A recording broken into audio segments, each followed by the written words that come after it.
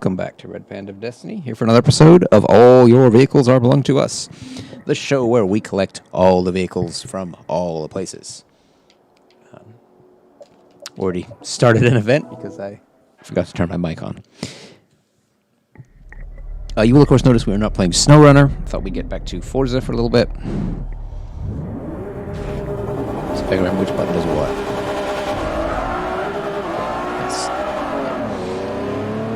It's confusing me because I've just been playing Forza Motorsport 7 with a slightly different layout on the controller. Same controller, incidentally, but a different layout. I was not using the bumpers to shift.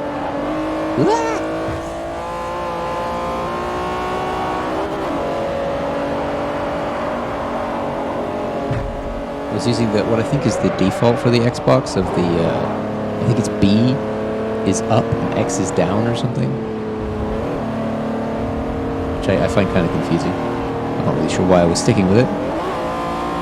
But what I have it set up here is Y is clutch and the two bumpers are the shifters. So, but it's going to be interesting. I'm going to kind of compare Forza Motorsport 7 a little bit today, I think. Definitely looks better. That's for sure. This game looks terrible compared to Forza 7.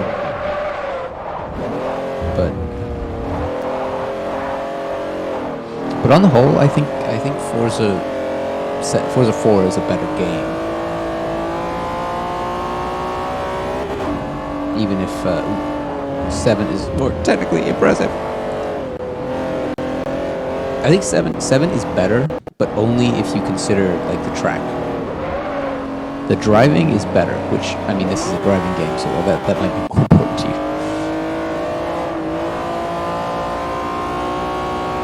But I feel like this game's set up slightly better than that one.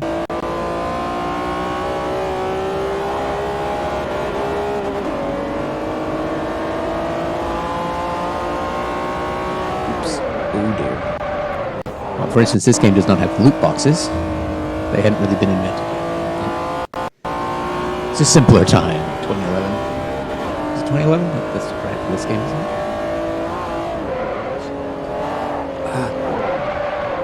ABS tripping me up there.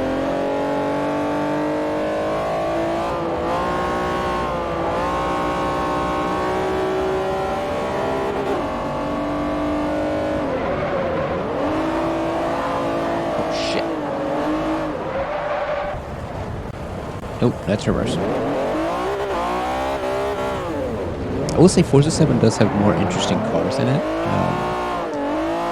A little bit more diverse than this game. It has like old-fashioned F1 cars.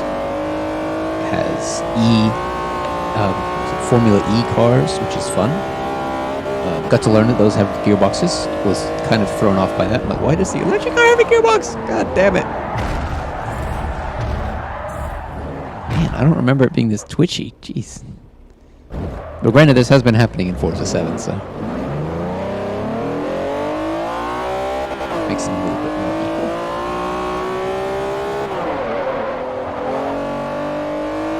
It'll be interesting when we go back to Forza Motorsport 3, which I think we're going to do. But obviously, that's actually from a different decade than this game, so.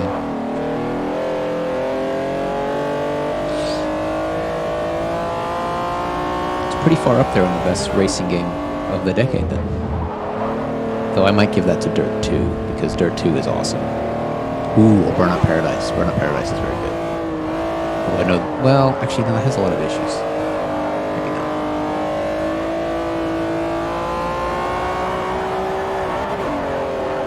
Ooh, boy.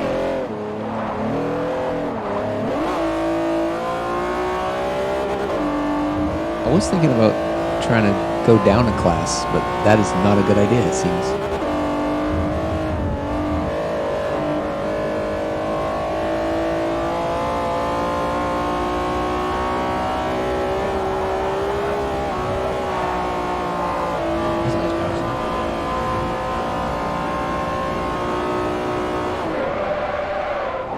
But I tell you what really pisses me off about Forza Motorsport 7?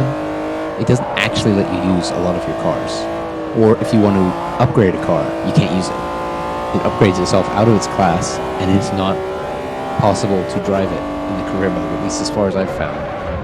Even their open events, I put open in quotation marks there, only let you race against cars in the same, I don't want to say class, because it's not the same class system that this game has, though that game does have this system as well, the A, B, C, D thing. It has more of categories, like, say, hot hatches, sports saloons, that sort of thing. And if the car is upgraded to the point where it leaves that class, you can't drive it. You can't race it in the career. Whose stupid idea was that? It gets even worse, though.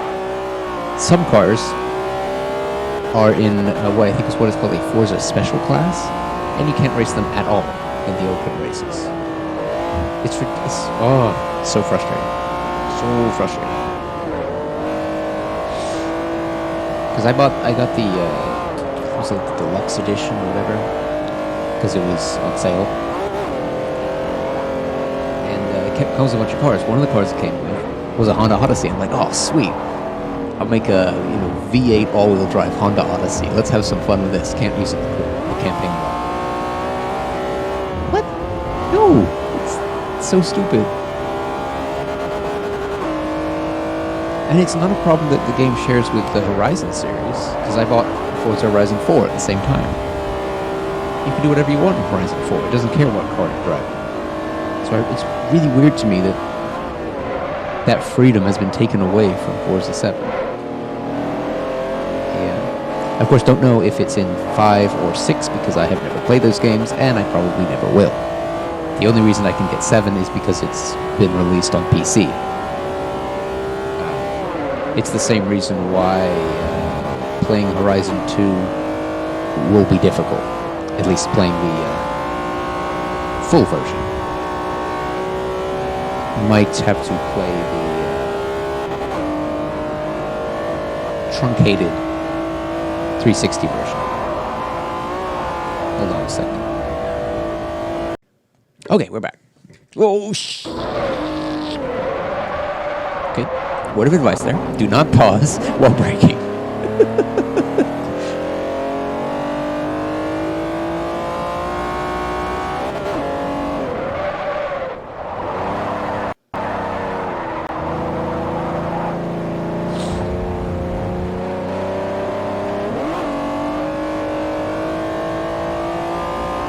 I seem to remember I was doing these races like 2 classes down at some point. I'm assuming we had to go back to 1 class down based on what season this is. Because I think this is, what, season 8? The Elite season.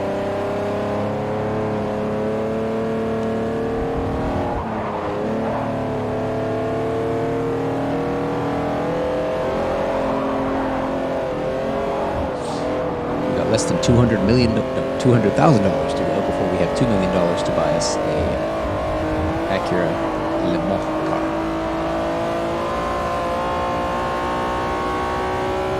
That was a bad idea.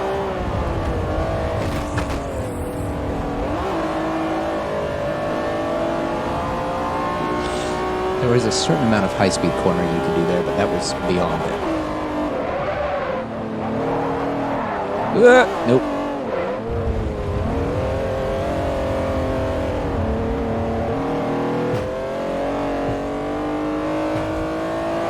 Luckily, this race is not actually important. Not on the list, so I don't care. What is worth noting, I realized that you don't actually have to complete them in the World Tour mode. You just have to complete them in the career mode. I was a little confused about that before, and kind of thought that the achievement was bullshit. So it makes a lot more sense that you just have to finish every event on the list.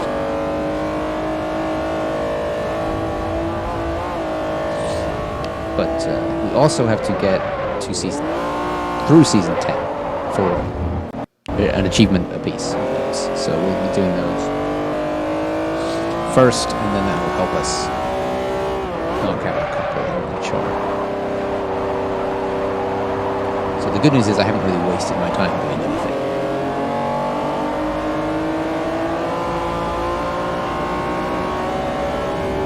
The strategy really does not need to change.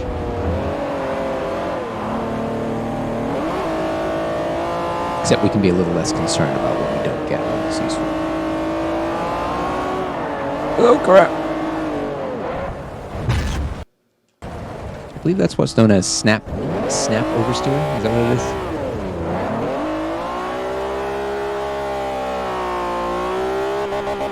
I don't know if it's this car. I mean, this car should be, it's on NSX, it should be pretty well set up for handling.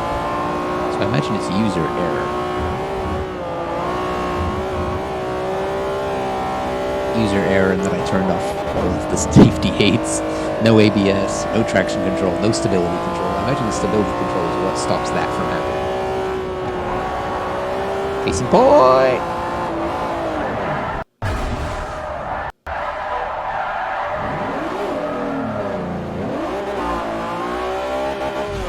Some spectacular accident for you there.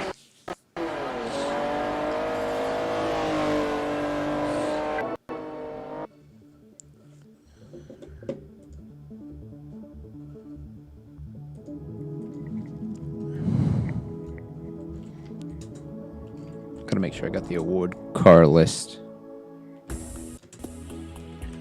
Make sure we get the most expensive car. You'll get back on track at Northamptonshire, England's Silverstone racing circuit. When did we get off the track?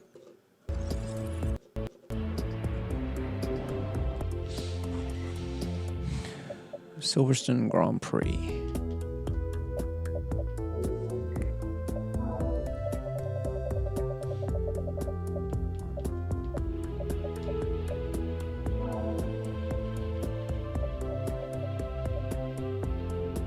So that's not the same track then. I think the World Tour is the same tracks, right? It's not the same tracks, okay. So the World Tour will do.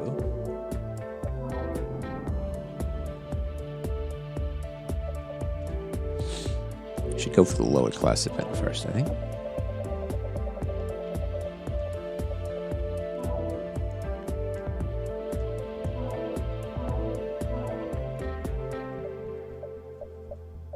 Okay.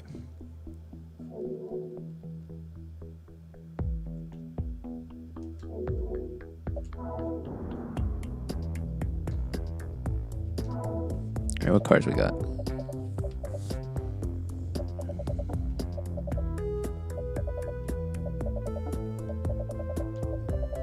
Okay, looks like that's my best D-class car.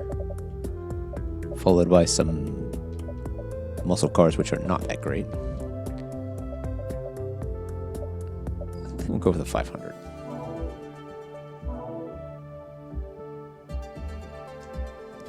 Okay. I didn't actually see how close we are to leveling up. Let's see. Okay, so last episode was the Aston Martin 177. That was... this is weird. Oh, I offset myself because of all the cars I bought. I thought episode 34 means we were at level 34, but no, we'd be before that, wouldn't we?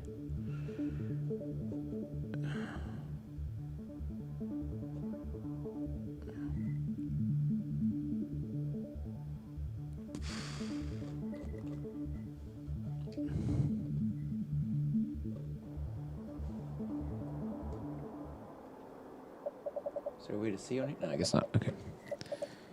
I guess we'll find out at the end of the race.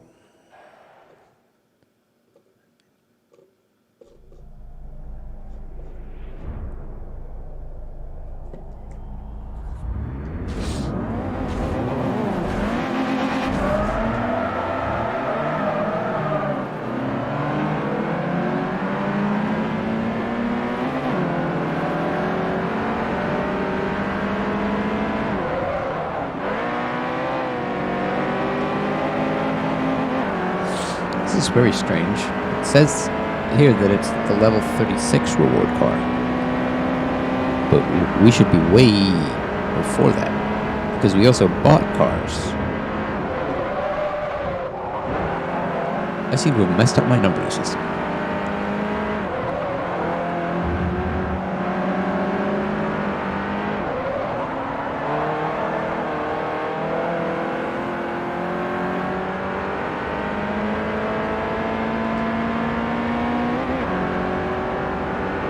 Some outside view, shall we?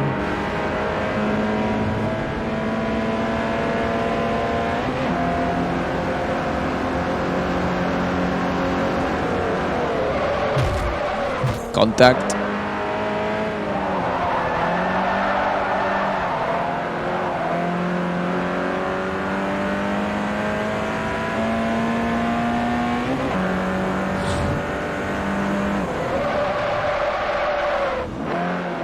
I do think control-wise, this game is kind of on par with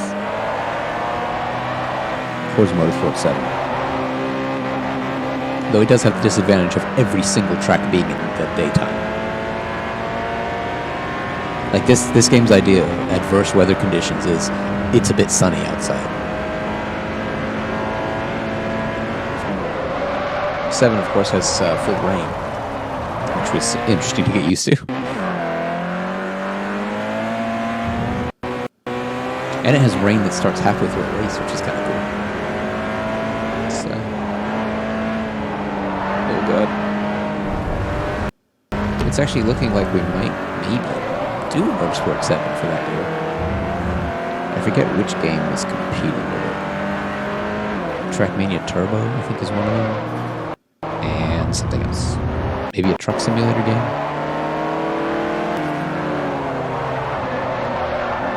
I know Horizon 4 is not happening at all because, well, Wreckfest, which I'm very much looking forward to doing.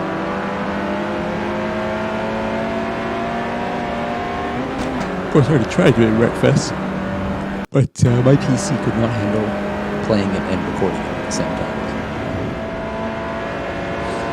I'll be trying it out with this tiny new one. Oh god.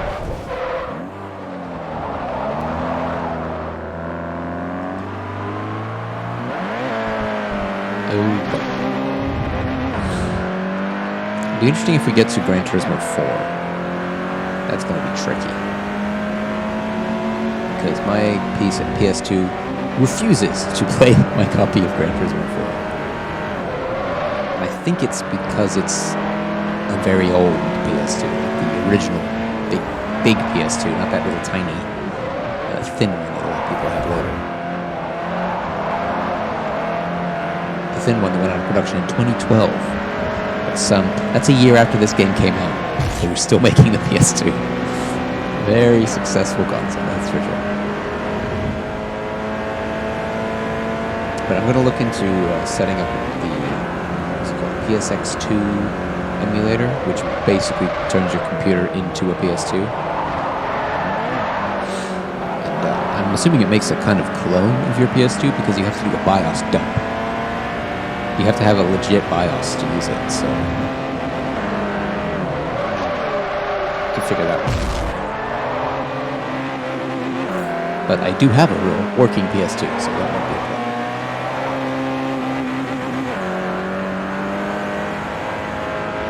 Then I guess we can play PS2 games with an Xbox 360 controller, which would be interesting.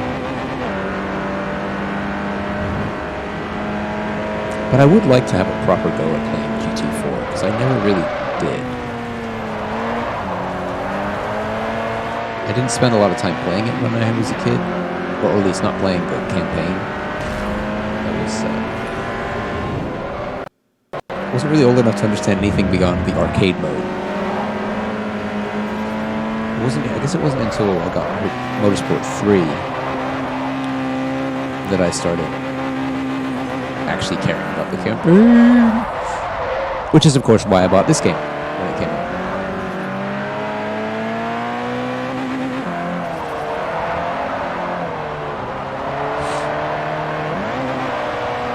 And then this is the last one on the 360, so I didn't get another one. I never bought an Xbox One. I bought a PS2 thinking, oh, it's okay, I'll just buy Gran Turismo 7. And Gran Turismo 7 never happened. What we got was Gran Turismo Sport, which, from what I've seen, is not really worth it. At least for single player. Multiplayer seemed okay. I don't have PlayStation Plus, so that's pretty much useless to me.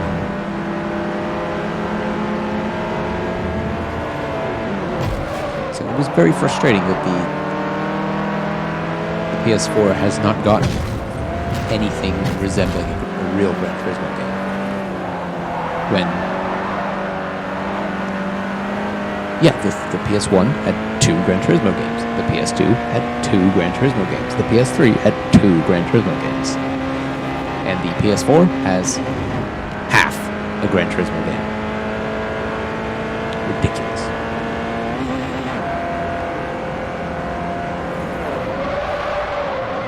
Hopefully the PS5 will at least get something, right? But of course I will not be buying a PS5 because I just bought a gaming computer.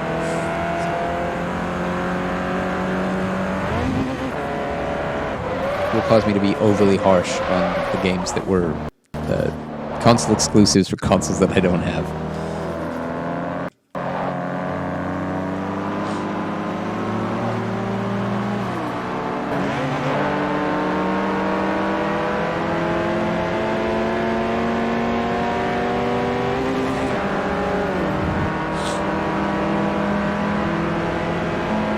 I think the availability of Forza on PC would just propagate its dominance. Because it came up when Gran Turismo was floundering. I'm pretty sure Gran Turismo 6 still used some of the car models from Gran Turismo 4. So, yeah. Whereas Forza was using all the shiny new ones. Although I've noticed some of the same cars that are in this game, I think are in 3 as well, sort of kept going, and they're still in the games. They're still in Gran Turismo 7. Forza Motorsport 7, sorry.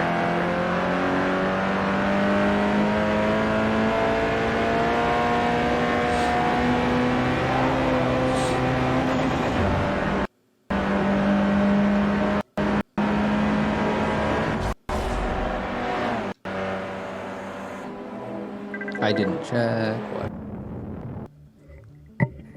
level I was at.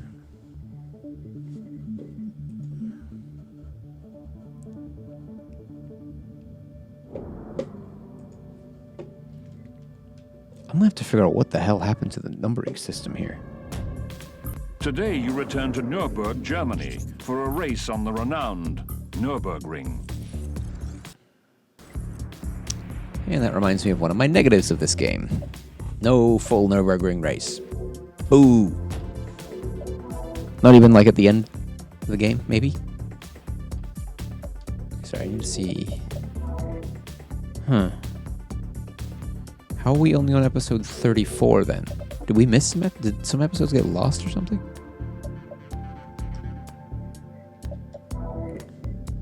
So many, I forget.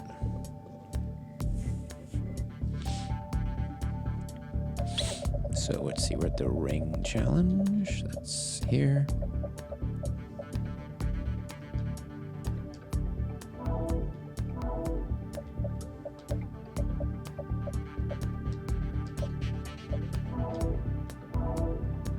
Okay, so anything but C is cool.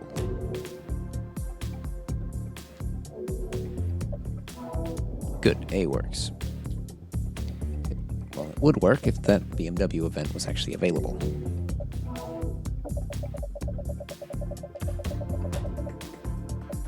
Oh, that was on the list. Okay, that works. Let's go that one.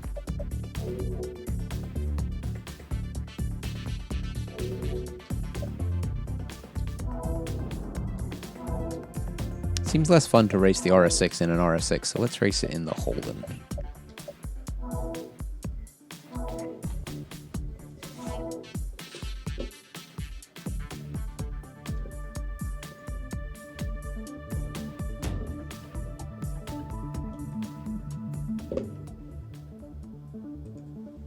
Oh, there'll be a playlist somewhere with that. Let's find the playlist. I'm really confused by this.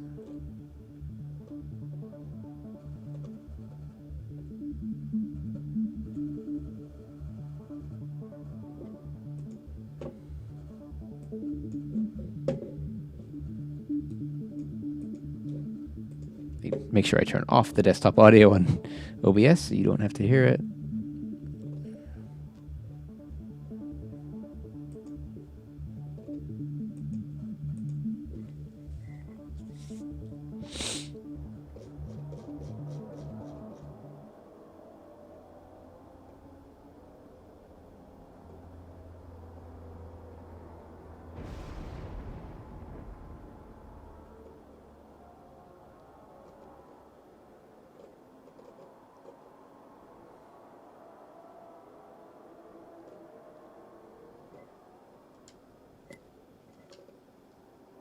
Huh.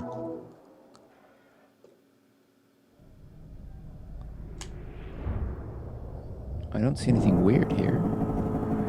Maybe some episodes get lost, I guess.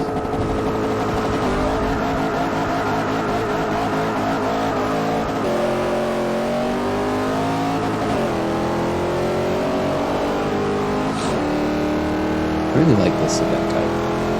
And happily it does return in Motorsport. Oh.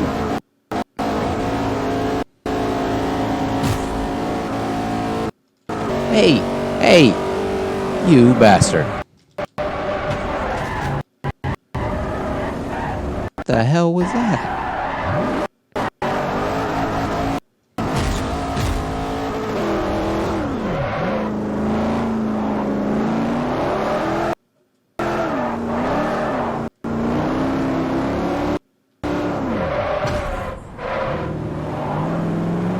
Wait, looks like he broke his engine.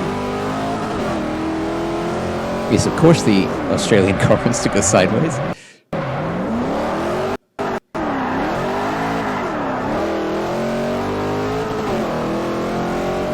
I still find the Nürburgring an amazing thing. It's a racetrack so dangerous they banned F1 races. They banned most races on the Nürburgring because it's so dangerous. And then they turned it into a toll road. And went, anybody wants to go, just come on down, pay a couple of euros, and have a go. It's crazy. It's the most insane thing.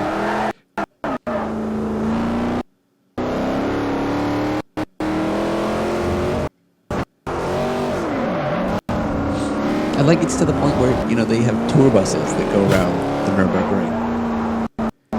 It's so crazy. Like, how did the Germans let that happen? They're supposed to be sensible.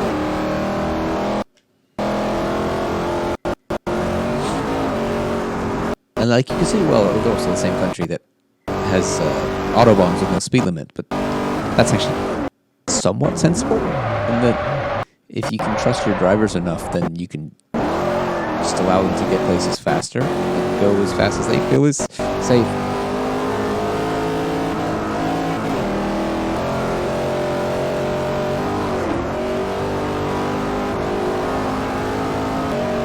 But in America, stuff like that would never be allowed. Though that's more probably to do with insurance companies than anything else. Because insurance companies ruin everything.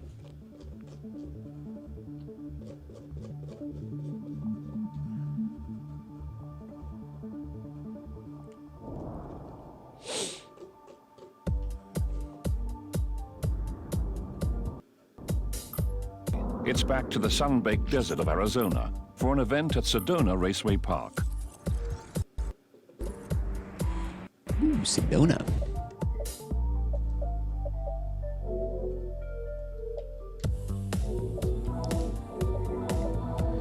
So, Euro Sedan Challenge.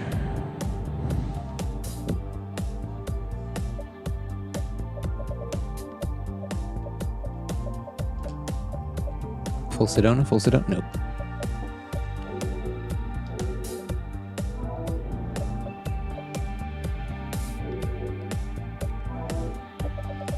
I'm just going to stop bothering with the semi-pro.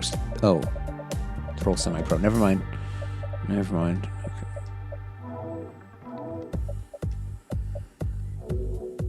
Okay. class is this car? A class?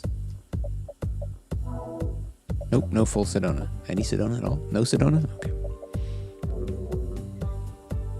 And it looked like the V8. V8 challenge? I'm just gonna give up and move on. Okay.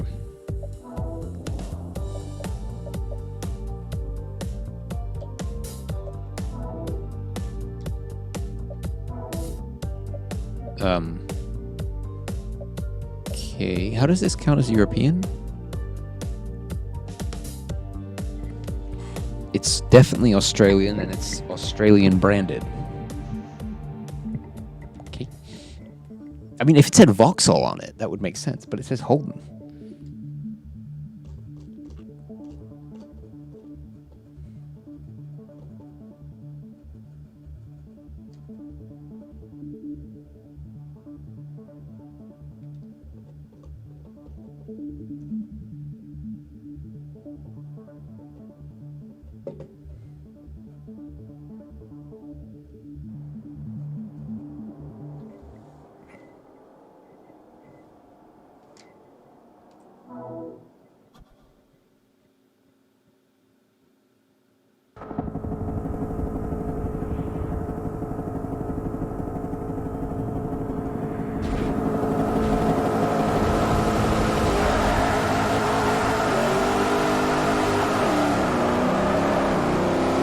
What a lot of power.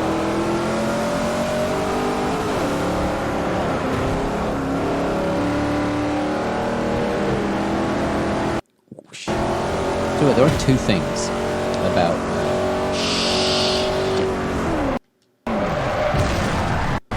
okay, let's restart. That's not. Can I rewind? That feature shouldn't be on. Why can I rewind? Did I turn that on? Oh, I turned it on, didn't I?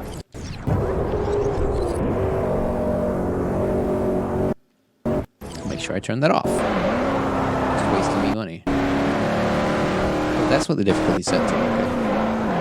Okay. First place goes off in the first corner. That's the difficulty we're at there.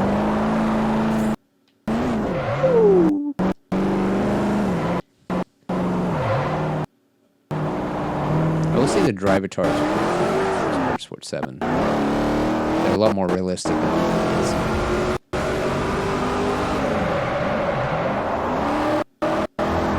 Like, I don't understand how they couldn't make it more dynamic when occasionally someone just can't be bothered to brake for a corner.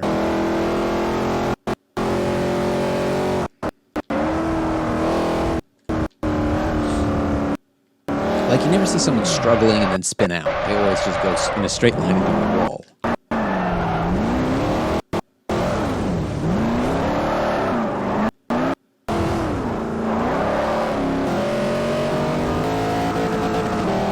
Too fast, too fast, too fast.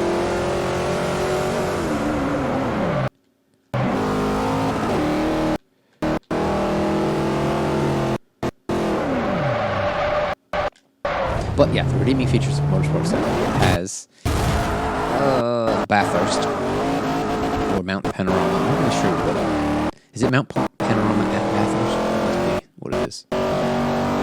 Which is it's a fun track. It really feels like a baby Nürburgring. It has the same sort of teensy weensy little road feel to it. Barely squeezed through it. I watched the Bathurst 1000 a few years ago. It's an exciting race. Because there are so few points where you can safely overtake on that track. It makes things very exciting. Which is, of course, why it is probably the most prestigious Australian racing event on the calendar. Along with the Targa Tasmania. Goodbye.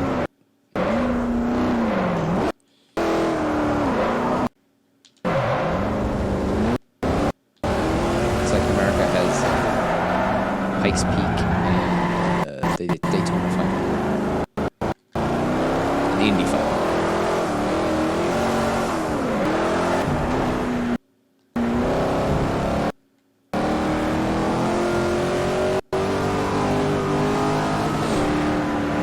I don't think there's any other major those events. They're very prestigious and historic.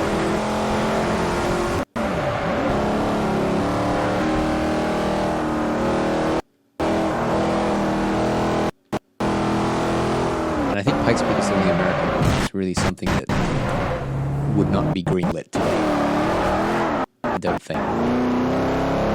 At least not on the scale of Pikes Peak. Maybe quietly. They might be able to set up somewhere, but something as major as Pikes Peak is something people would be okay with.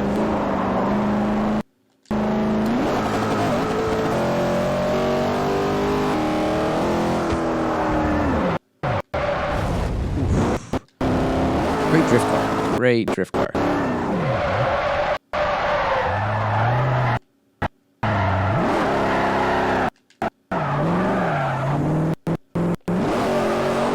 And then the other highlight of Forza Motorsport 7 is it has the Circuit of the Americas in it.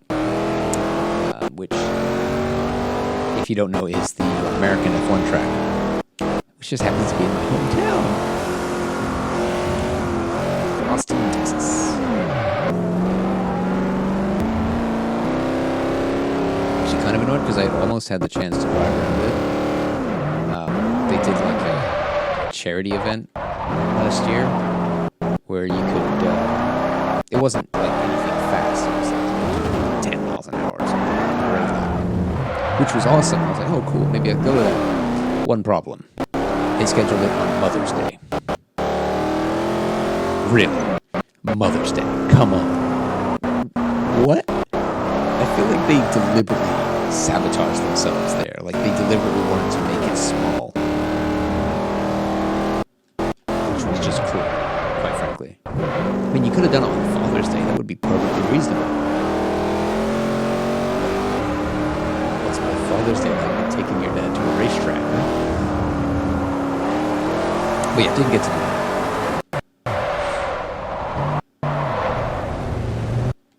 Closest I've come is doing cars for golf,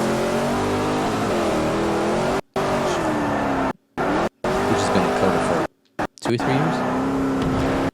It used to be at this really cool restaurant called the Oasis. It sort of overlooks the bigger lake in the county of the I think it's three lakes in this, 3 major lakes in this county. Whole part of the Colorado River.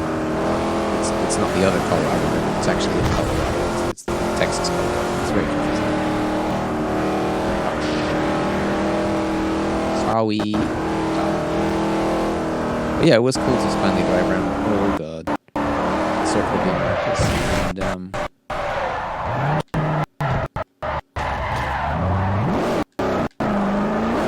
to get another game set in Texas because there were enough of those. Unless you count Red Dead Redemption, which you kind of can, kind of can't. It's technically Texas, but not really Texas. I think the only other ones I can think of would be The Last of Us, which has like a teensy-weensy bit in Texas, barely anything really, just at the beginning, I think. And all the games that now have COVID. F1 games.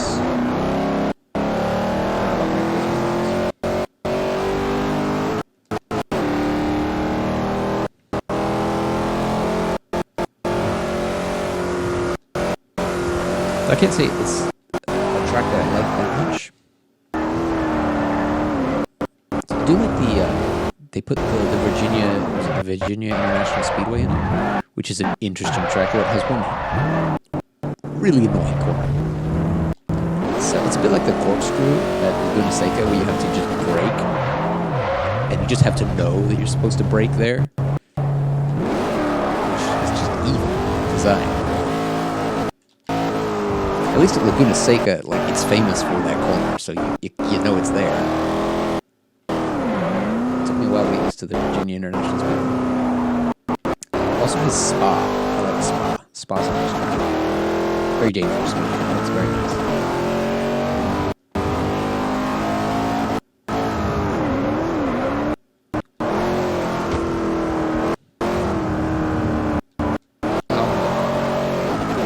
has, returning favorites. The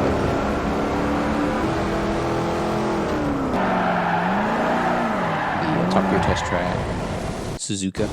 Big fan of Suzuka. Some really beautiful corners, Suzuka.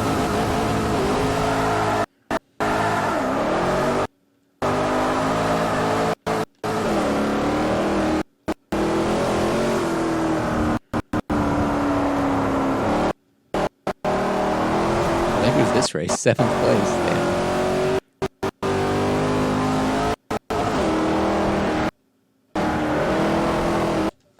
I really do not have my eye in. Maybe I should turn on the stability control.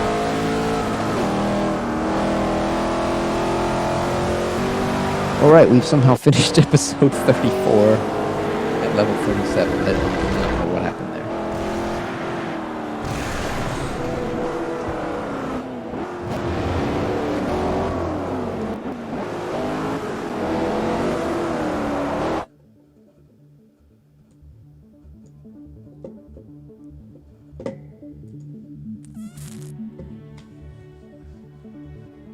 Oh boy, these are expensive.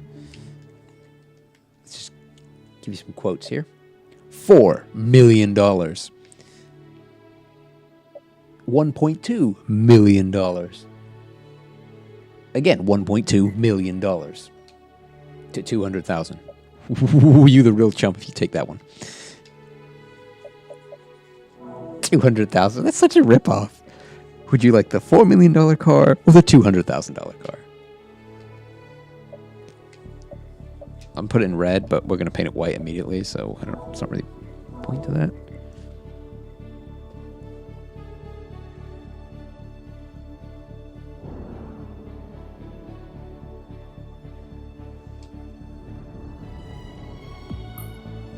You're off to the iconic Indianapolis Motor Speedway once again to prove your skill.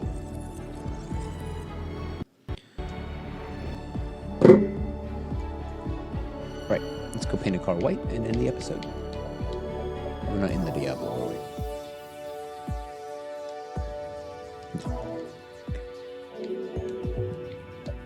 It's not a Diablo anyway, it's a McLaren F1. I'm looking forward to driving the McLaren F1, that should be fun. It's a monster.